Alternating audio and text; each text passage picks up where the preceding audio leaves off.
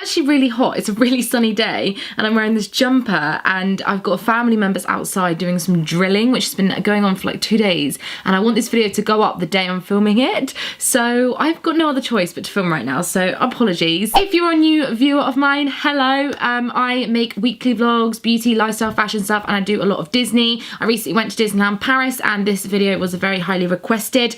If you are a loyal subscriber and you've watched me for a while, then you may recognise I'm in a different background. I am in my old bedroom at my mum's house, and that's because I have recently moved back here. I'm going to talk about it in a weekly vlog. It'll be next week's weekly vlog, so if you are a follower of mine and you're not sure what the hell's going on, I'll talk about it then. So let's crack on with the video. I went to Disneyland Paris on the 23rd to the 26th of March. It was amazing. We went for my 22nd birthday, my best friend Kate and I. I filmed the days that we were there. We were there 3 nights and 4 days, but a day and a half was traveling, so we were in the park for 2.5 days. So there are 3 vlogs. I'm going to link them below. They're a lot of fun. There's a lot of singing, character meets, rides. It was great. So I'm going to put those below. I also have a video on planning for the trip, how I booked it, why I booked it, when, where, blah de blah de blah. Planning video will be down below, and I also have done a full video on dining, which restaurants we booked, that kind of thing. But today I'm doing my top tips. Now I've got a scrumpled up piece of paper with this all on.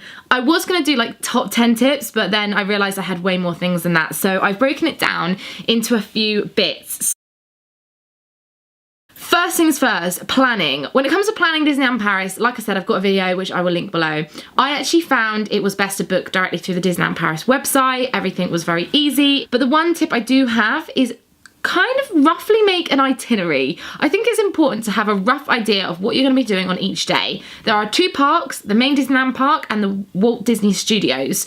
There are obviously lots of different shows that happen, lots of different timings of things, parades, fireworks, all sorts going on. I actually downloaded the program guide from the DLP guide website. Not sponsored, I just really like them for Disneyland planning stuff.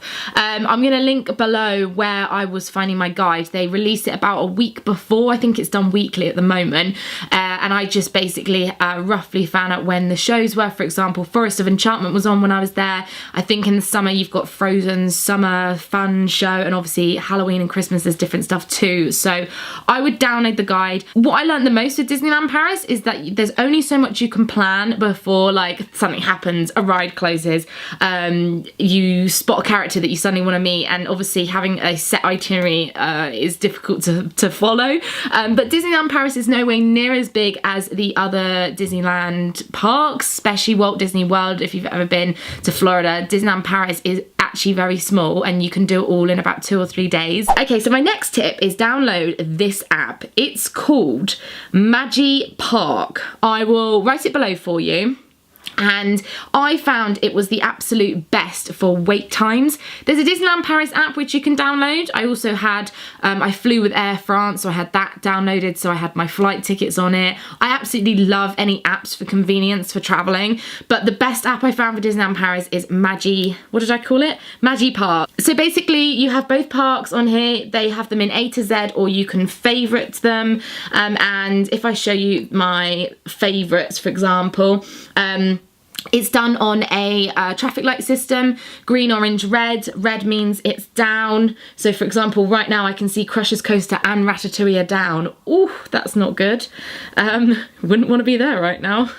Anyway, basically I used this app while we were there. So Space Mountain, I can see it's 25 minutes. And they also have a little bell which you can click on, and you can receive notifications throughout the day to tell you when the ride is back up and running. I honestly think this is the best app for Disneyland Paris. I would highly recommend it if you're going. I refer to this much more than the Disneyland Paris app. The only thing it's quite good for is you can use the map on it on the Disneyland Paris app, but honestly I didn't use it half as much as I used this. And also it's quite nice to pick up an actual map. If you don't know Disneyland Paris well, you can just pick up a map. Packing. These are the things I thought were really important to pack. Sensible shoes. You walk a lot, would you believe? Although the parks are small, you do a lot of walking, so wear sensible shoes, trainers, something that you can literally walk in all day. But also take plasters, because I actually had blisters from trainers that I've worn for days, and suddenly I found I was getting blisters. So plasters, It was very cold, so even though we went end of March, I still took gloves, a scarf and layers. I personally like to wear a gilet, something that has big pockets in, so I can put my phone and my camera and have them accessible quite quickly. But yeah, I also had a little scarf which was quite handy, so we could sit on our scarves when the parade was about to start, and I had gloves for the evening when the fireworks were on, because it does get quite cold and stuff, so definitely pack those. I had a little rucksack which I thought was perfect, so I got my hands free. So a rucksack, a portable phone charger. You will not believe how many photos I was taking. It was crazy. So I think I charged my phone 2 or 3 times a day with my portable charger, but that's because my iPhone is absolutely crap anyway. I took a water bottle. I filled it up in the morning at breakfast, and this saved me having to buy water. Any theme park you go to, it is expensive for snacks and stuff, so I always take a water bottle.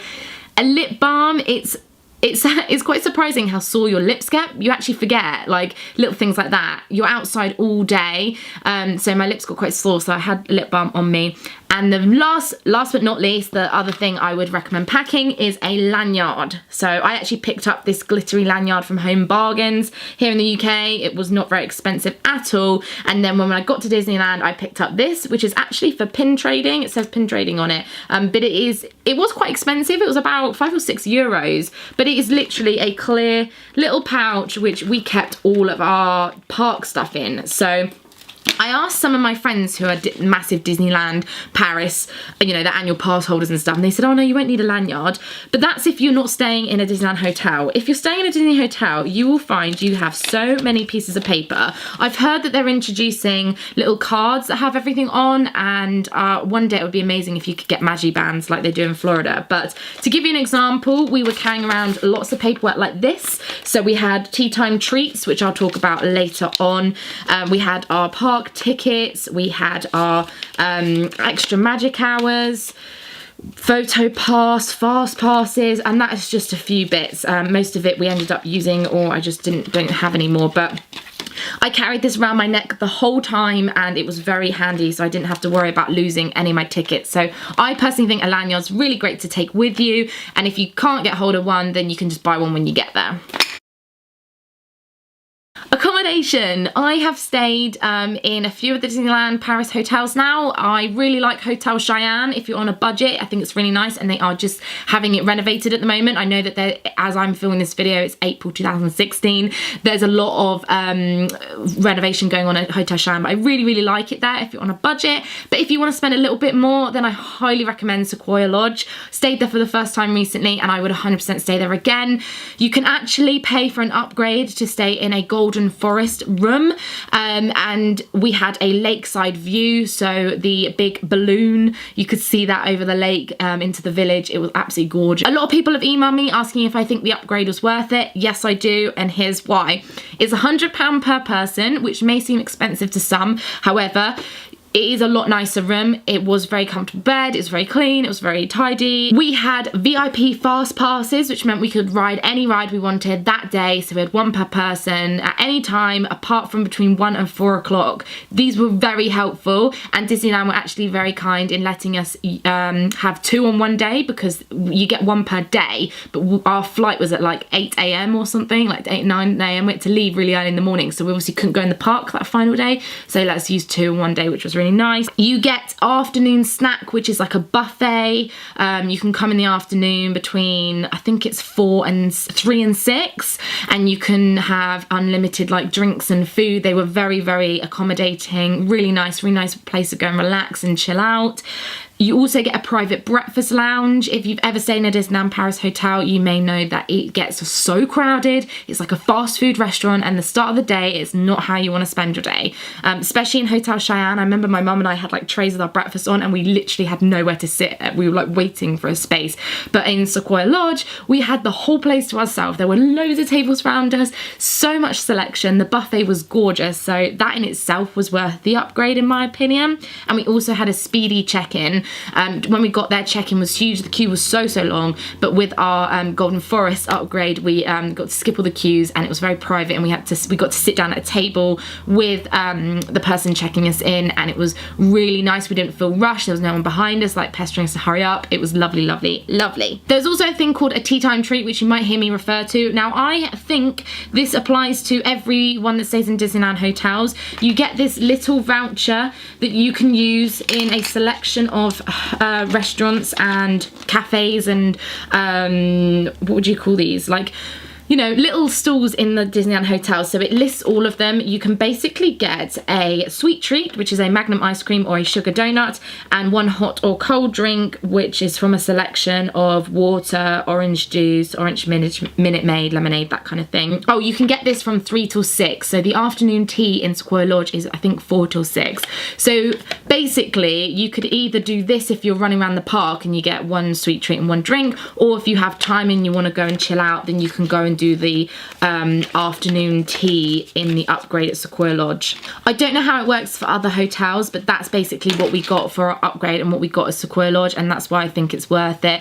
It was really, really great. Also, in terms of Sequoia Lodge, the walk to the park was about 10 minutes. We didn't have to get on any buses. I mean, when I stayed in Hotel Cheyenne, we had to get a bus to and from, which is a bit annoying. So the convenience of being a little bit closer is worth paying the extra for, in my opinion. I stayed in Newport Bay as well, and that's also very, very nice. So I personally think it's worth it.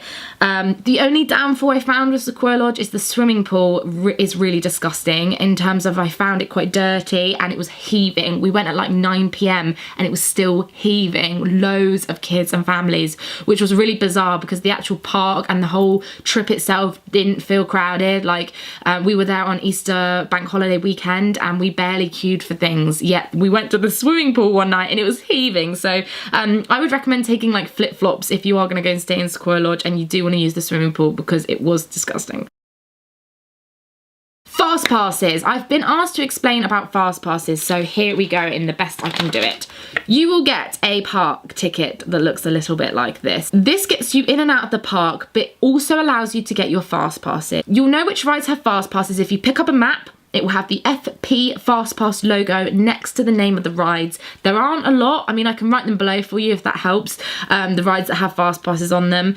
But you basically go up to that ride. For example, Buzz Lightyear, you've got the entrance, you've got the fast pass entrance, and normally to the side of the ride or round the entrance of the ride, there's a fast pass area with little like tickety booths. You do it yourself. You don't like go up to a person. It's like a little black box, kind of eye level. And you literally scan it. There will be a cast member nearby if you have no idea, but you scan the code, scan it on the machine, and it prints out a fast pass ticket, which I've got one here, which I never used. This is for Ratatouille, and it basically says this is valid between 4:20 and 5:10. Now, you can't get another fast pass until this one has passed. So I believe you can't get another fast pass until 4:20. So you can only really have one at a time. However, they are really great and they do help you skip the queues. Fast passes go really, really quickly, so I would recommend planning your day. For example, Ratatouille rides are very popular. Buzz Lightyear is worth getting, and if it was open, I always get one for Big Thunder Mountain. Fast passes are really great. If you have any like further questions, even below for me, but it's a very easy concept when you get there, and you can ask cast members to help you, but they're free for anyone with your Disneyland pass. Anyone can do it. It's not an exclusive thing. Fast passes are available to everyone. Rides. When it comes to rides, I would 100% recommend going on Crush's Coaster in the studios first if you're doing a day in the studios, because there is no fast pass and it's a very popular ride. It's about an hour wait during the day. So I would, if I was planning my day, I'd always go on Crush's Coaster first, and then I would go and do the other stuff in the studios. Also, the other benefit of staying in a Disneyland hotel is you get extra magic hours as well, which means you can go into the park, I think it's like an hour or two before everyone else. But with extra magic hours, not every ride is open. There's only like, I think there's 7 or 8 rides are open. There's characters out. It just means you get in a little bit earlier and you're there and stuff like that. I know that Kate and I went and did extra magic hours, and we went up in the castle, which I'll talk about in a minute. Anyway, going back to rides. Sorry, I know I'm rushing through this, but there's a lot to get through. When it comes back to rides, the other concept somebody wanted me to explain was single rider. Now, this is huge over in California, and when I went over to Disney California Adventure, I did it a lot then because I was on my own. I actually visited the park on my own, and I use single rider massively, and I'm really impressed that they're bringing it over to Paris now, and I'm starting to see it on a bit more rides. We used it on Crush's Coaster because, like I said, the queue was about an hour long, and you basically means you queue in a separate queue, and then if you they get a spare seat, they let that person in the single rider queue get on. For example, Crush's Coaster, you can fit 4 people in. If you've got a family of 3, then they're going to let somebody from the single riders queue go on. It's very unpredictable. You don't know how long it's going to take. It's really just a case of luck, but it is a lot quicker. And if it's just you and one other person, I think it's worth doing single rider. The option's there if you want to use it. You don't have to. Kate and I used single rider, and it was very, very helpful. In fact, one point there was a family of 2 that went on, and they needed another 2, and it was just a lot of 4s, families of 4 and groups of 4 in the queue, so they let us on together. We just got lucky, but single rider is there and it is an option. In the main park, I definitely recommend getting fast passes for Space Mountain, Buzz and Big Thunder Mountain. Like I said, that was closed when I was there, but that's definitely what I'd be using it for. Pirates of the Caribbean and Indiana Jones also quite popular, and they're some of my favourite rides, but I found that the wait times were actually quite short. We didn't wait more than 10 to 15 minutes for Indiana Jones, so I therefore don't think it's that worth getting a fast pass for. But obviously if you're in the peak of the summer and stuff, the rides are there and the options there for fast pass. But personally, I think Pirates and Indiana Jones, the queues generally go quite quick. The next section I put is shows and things worth doing. So Disney Dreams is a exclusive fireworks show at Disneyland Paris. It happens in the main park when the park closes. When I was there, the park closed at 8 p.m, but in the summer it can close up until 10 p.m. at night. So you need to check your park guide to find out when the park closes, and that's the time that the fireworks show will start. I would recommend getting there about half an hour before. So for us, we got to our area that we wanted to stand at about 7:30 and just waited half an hour because it does get very, very busy and crowded, and you want to be in your spot, you know, in good time. A lot of people ask me, where did you stand for the fireworks? I actually stood, recommendation from my cast member friend, in directly outside the castle. You've got like little circles of plants and areas, and we kind of stood to the side, left side, kind of near the benches. We actually utilised the benches. You'll see them when the show starts. You can stand on the benches, no one will stop you, and then you've got a little bit of height so you can see above the crowd. So that would be my absolute key tip, is sit down on a bench, let everyone stand out in front of you, and then when the show starts you can actually stand on the bench. And that's how I filmed the whole show. You can go check out my vlog if you want to see my footage. I used a GoPro, so I used a fisheye lens, so it's a bit more wider angle, but actually in person the view was amazing. I had like no one in front of me. It was great. In terms of parades, there are quite a few parades. I went during spring, and in Swing into Spring they have Goofy's Garden Party, Minnie's Little Spring Train, but they also have Main Parade, which happens all through the year, and that was on at 5:30 for me. But like I said, check your guide. You can pick programs and your map up when you walk through into the park. You'll see them, they're everywhere. They have different languages as well, so don't worry about that. And we basically, Main Parade, like I said, was on at 5:30, and we basically stood where the turrets are from like the main bit of Disney going into Fantasyland. It's kind of on the edge of the park. That was the best place that we found. Go and watch my vlogs if you want to see exactly where we stood. Again, try and get to the place that you want to be, where you want to stand, about half an hour before the show, or the parade, sorry, starts, and then you can guarantee your space and you can be at the front where the ropes are, and you can get a good view. Forest of Enchantment was on when I was there, which was an absolutely fantastic show. So worth going to see if you're going in the next couple of weeks or couple of months. I think it ends in June or July, and then it will change over to something else. There are so many different shows on through the year, and it is definitely worth keeping an eye out. Generally, if you just go and pick up a guide, it will tell you what shows are on and what time. I also recommend doing the stunt show in the studios. We didn't get to do it on this occasion, but I've done it a few times before. It happens, I think, like 3 or 4 times a day. Once again, it will tell you in the guide, but in the program, sorry, you know what I'm trying to say. The stunt show is great. It doesn't feel very Disney. It's in the studios. It's cars and fire and water and stuntmen driving the cars. It is great. It's great if you've got family members, especially men and boys who are into cars. It is a really good show and I really enjoy it. So I recommend doing that if you have time and you're there a few days and you've got some time to kill. I also on this trip did the Buffalo Bill's Wild West show, which I've briefly talked about in a couple of my other Disneyland Paris videos, and I actually filmed quite a lot of it, so once again go check out the vlogs if you want to see a bit of the show. But essentially it's about £78, 78 euros, sorry, to go and see Buffalo Bill's Wild West show. It's based in the village and it's essentially a show. You watch the show and you eat a 3-course meal. And the show consists of real horses, real buffalo, tells a story, and you've got Mickey and friends, and they all come out, and it's very, very good. It's very interactive. The people that host the show are very fun, keep it very upbeat. There's music, it's just great. It's really, really great. In terms of food, a lot of people asked me what the food was like. We had chili, chicken, ribs, and warm apple crumble for dessert, and they also refilled our drinks, which was so good. You had a choice of either Coke or beer, and they were coming around topping them up for us. With our half-board meal plan, we basically were able to trade in our meal plan voucher, which we'd normally use, and then we could pay the extra. I think it was about 30 or 40 euros extra on top of our meal plan voucher, and I genuinely think it was worth it. I probably wouldn't do it again. Now I've done it once, but it is really, really good. And finally, the last thing I think is worth doing that's not a parade or a ride is going inside Sleeping Beauty's castle.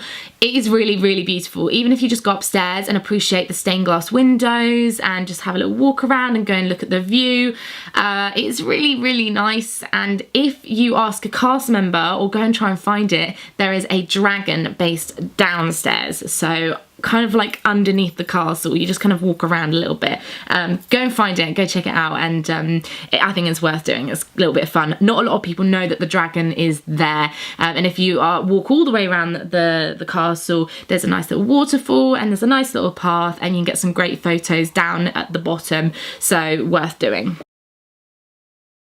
So I could be here all day talking about food and restaurants and the half-board dining plan and all that jazz, but I have actually done a Disneyland Paris video on dining, so I'm going to link that below if you really want to know a lot more about food and dining. But ultimately, a lot of people ask me, is Blue Lagoon just seafood? And no, it's not. I really love Blue Lagoon. It's based next to the Pirates of the Caribbean ride. Underneath it's like, you know, underground, not kind of underground, but it is kind of underground, I guess, next to the ride, so you sit next to the water as the ride goes on. It's really, really nice.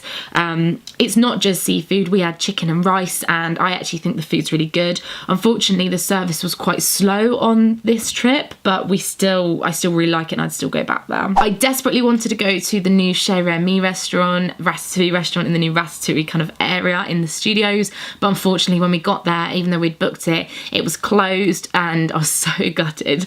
But that's definitely a restaurant I would pre-book if I had the choice again. And the last little tip I put on here was, if you want to go somewhere nice for lunch, I would recommend Earl of Sandwich in the village. I had a nice warm meatball kind of sub sandwich thing, and it was great. I think it's really good value for what it is. Like, it is expensive. Everywhere you eat in Disneyland Paris is expensive, but Earl of Sandwich was really nice, and it wasn't too busy either. We queued for about 5-10 minutes, and then our food didn't take that long. It's most of the self-service places are quick service, fast foody things, but Earl of Sandwich felt really nice. It was very good quality, and I really recommend it. In terms of shopping, I put definitely go to World of Disney. You won't miss it. It's in the village. A lot of the merchandise is repeated all through the little shops and in the shops in the hotels as well. So you can generally pick up most of it anywhere you go. But World of Disney has everything, and it is worth taking an hour to just go and look at everything and mooch and shop, and I loved it. So the first time we went to World of Disney, we went after the fireworks at about 9 o'clock, and it was heaving. So we went again a couple of days later. We had a restaurant reservation at Cafe Mickey for 12 o'clock, so we went about 11, an hour before our restaurant reservation, and it was dead quiet, and it was so enjoyable to shop there. So if I was going to do shopping again, I would definitely do it at a time where not a lot of people are around, so like 11 in the morning or like 3 in the afternoon. It was much more enjoyable, and I could see everything and no one was in my way. The last section I put down was safety. because of like what's happened in Paris recently with the attacks and Disneyland closing, and the level of security there is very good. I just kind of wanted to highlight this now. They scanned our bags in and out of the village and in and out of both parks. There were, you know, scanners with lots of security. There were sniffer dogs. It didn't feel like, it didn't ruin the experience. It didn't take very long and everyone was happy to be scanned. We also would stand with our arms out and they'd, you know, do like they do in an airport. They also scanned our suitcases before we entered Sequoia Lodge. And again, there were security and sniffer dogs then. There's security on the front of the hotels and all around the parks. And I actually felt very, very safe and comfortable, and it didn't worry me at all. The other thing I get asked about as well is I actually flew into Orly Airport from Southampton. In terms of like transport and stuff, we used the Magic Shuttle bus, which you can pay when you book your trip, but I wouldn't recommend it because our bus never turned up on our return trip and we had to get a taxi. So in future, I would probably just rely on taxis and not worry about the Magic bus, although a lot of people do use it and it is cheaper than a taxi. I think it's about £20 per person, whereas a taxi cost us about £40 per person. So it is double the price, but I would probably not bother with the Magic Shuttle. I'm having to make a claim in and try and get our money back because it just never turned up, and our hotel staff even called them and they said they'd already been and gone and they definitely hadn't, so it was very frustrating. I just thought that was worth adding on to this because I know I get asked. Okay, oh my gosh, that video is so long. I hope I've covered a lot of the things that you guys ask me about. If I haven't, I'm going to be asking for questions for a Q&A probably on my Instagram and Twitter, so make sure you're following me. I'm brogantatexo. I post lots of Disney pictures and meets with characters, and I'm hoping to return to Paris next year after their 25th birthday when they open and everything's back open again. On this trip I didn't get to go on Big Thunder Mountain and Rock and Roller Coaster, which are two of my favourites. I really hope you guys enjoyed this video. Please give it a thumbs up, make sure you subscribe to my channel, and I will see you again in the next one. Bye! I don't know where my Minnie Mouses are, and I normally wear them for my Disney videos, and I don't know where they are because I've just moved in. But normally I wear my Minnie is. I don't know where they are. Okay, I'm gonna go. Bye.